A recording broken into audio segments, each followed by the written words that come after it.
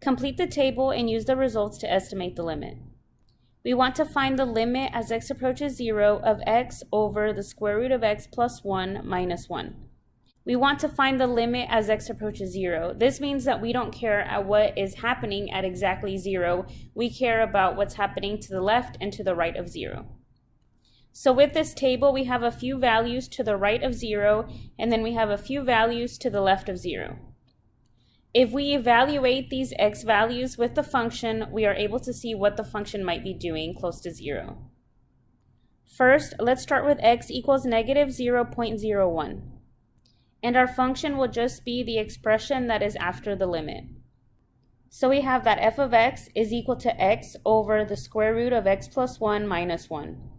Now let's evaluate the function using x equals negative 0.01. In order to evaluate the function at a value, just substitute that value in for x everywhere that you see it in the function.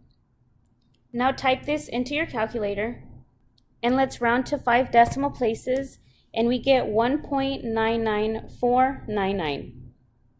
Now we will repeat the same procedure for each of the following numbers except for 0. Next, we will evaluate the function at x equals negative 0.001. Substitute negative 0.001 everywhere you see x in the function. Now type this into your calculator and round to 5 decimal places, and we get approximately 1.999499, but since we're rounding to 5 decimal places, this is going to be 1.99950. Continue this procedure for the rest of the values. You can also use the table feature in your calculator in order to get the f of x values for each of the following x values. Once you find the rest of the values, you should get the following. Filling out the table, we have 1.99995, 2.00005, 2.00050, and 2.00499. Now let's use the table to evaluate the limit.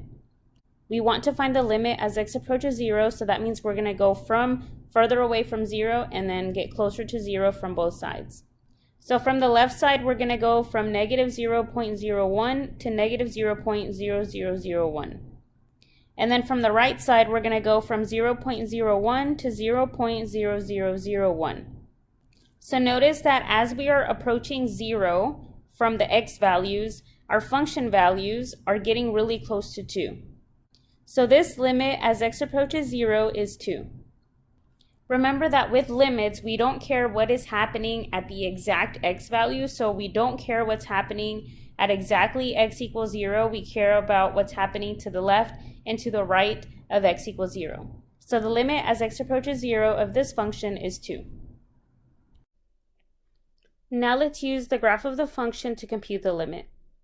Here's the graph of our function, and we want to compute the limit as x approaches 0, so let's go to x equals 0 and see what's happening there. X equals 0 is here, so let's see what's happening. Notice that when we approach 0 from the left, the function value is approaching 2. And when we approach x equals 0 from the right, the function is also approaching 2. Because we want the limit as x approaches 0, we don't care about what's happening at 0, we care about what's happening around 0. So from the left, it's 2. From the right, the function is also 2. So the limit as x approaches 0 of this function is 2.